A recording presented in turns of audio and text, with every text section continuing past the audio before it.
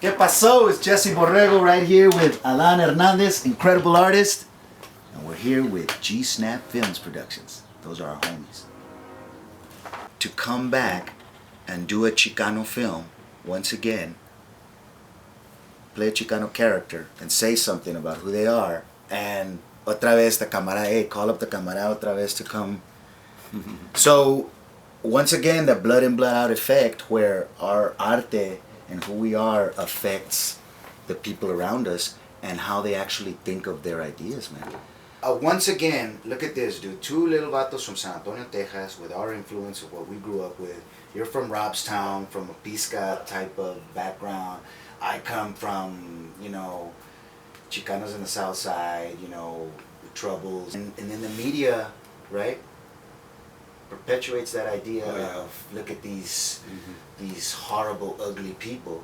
And then all of a sudden you start to develop, como dice Luis Rodriguez from Always Ready.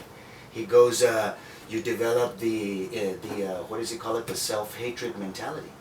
He goes, so now these little vatos want to do violence on a vato right across the street wearing different colors that looks exactly like him. Why? Because he hates himself, man. He hates, you know what I mean? Why else, if you were so proud of colores y todo, you see a vato that looks just like you but wearing a different color, would you do violence on him? And that's why I threw in that line, bro, in Blood In, Blood Out. You remember that scene? Yeah. Where I go, hey, why do you guys always want to fight other raza? And they go, tú no bailas, who are you? And Miklo goes, I'll do it, you know what I mean? When I did that line, because acuérdate, I was in my zone at that time. When I did that movie, I said, what do I want to say? I know what they're going to say. I see it in the script. But what do I want to say? So when Taylor asked me to do it, Taylor didn't audition me. He came to me and he goes, dude, I want you to be in this movie. And I said, all right. Now when I want to do the artist, and I went, okay, what do I want to say? And I said, okay, I gotta say this. This isn't in it. I gotta say this. And I said, I gotta say that every chavalonito that clicks, that's down with his barrio, that likes to wear colors, that throws barrio, is not doing it because he's a violent criminal. They want to feel like they belong to somebody. They're down with the homies. They're young. They like to dress like the youth culture locally. A lot of them don't have anybody to love at home. They come from dysfunctional families, so they feel close. So I said to myself, how do I put this in this movie? I can't put that's too intellectual. And these vatos will never let me put that in the mouth of this character, so how am I going to do it? I said, you know what? It can only happen one time. Right there. It can only happen right there, and it's only got to be a little moment, because then it ain't going to ring true. Porque yo estoy tirando barrio también. Si tú eres el barrio tirando techo. So I said, okay, this is how I'm going to do it. And this is my art. This is how I do my art. I went, okay, I'm going to do it like this. I'm going to say this. I'll see if I can slip it in there. Practiced it as we were rehearsing. I was practicing it, right? Boom, we started doing it. We're nailing it.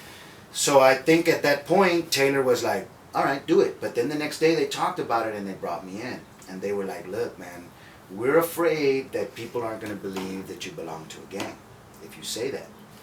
And I said, yeah, bro, but then you're telling me that every kid that's in a gang walks around, matón de amaire, quiere matar a todos. I said, that ain't true, Taylor. I go, especially at this level when they're kids.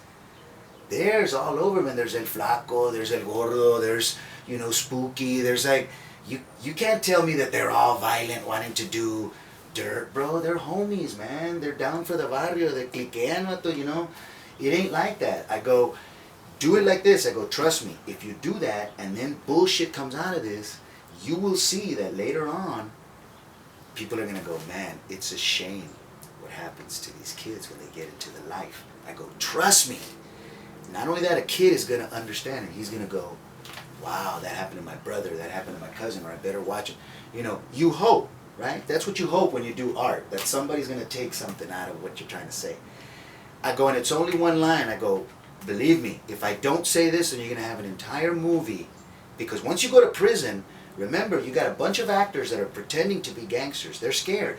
So they're going to act tough 24/7, right? They ain't going to let nothing slip. I go, not only that, you got prisoners. They're real prisoners. You're going to use them as extras? They're not going to pretend, dude. You also got gangsters that are playing other little gangsters. They're not going to pretend like they're punks. So you're going to have a whole movie of people like this. No softness, no... I said, dude, No one's gonna get it. No one's gonna get the Vatos Locos and what a tragedy really happened. I go, at the end of it, Ben's gonna be hardcore. He's got to be. He's so totally. He's still the same as Miklo. Miklo's become the head dude. He's not gonna be soft. Because so you're gonna have all these people and nobody. And what I say is not gonna make sense. All that you want me to say at the end, how it's about raza and familia, it ain't gonna mean crap. Because the whole movie we were walking around, yeah, mata esos vatos, mata esos vatos. ¿Sabes qué? Tú y tú, culera y la chingada. I said, trust me on this one, bro. Trust my artistry on this one. They went, you know what? You're absolutely right. And it was one little line that I stuck in there.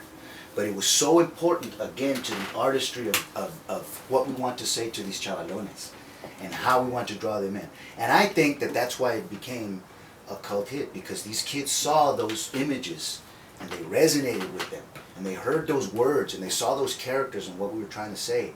And they recognized that and they took it all the way to its logical conclusion. So even though the film is kind of grueso and kind of heavy at the end, now that speech that I give at the end, now they understand it. Especially with the mural in the back, with all of us having fun y todo. And now they're like, man, you should have seen when we had we were at Cine Festival and we brought La Misión there, but we had the mural. And we put the mural up on stage at the main, they had like a fundraiser banquet. And man, people were like, how did they get the mural over here? And it's all beat up right now. We got to restore it, and they still were freaking out on it, man. But that just goes to show you that they understood the connection between what we're trying to express and who they really are. Yo, yo, yo, it's Jesse Borrego aquí con Adan Hernandez and G-Snap Films Productions. One time.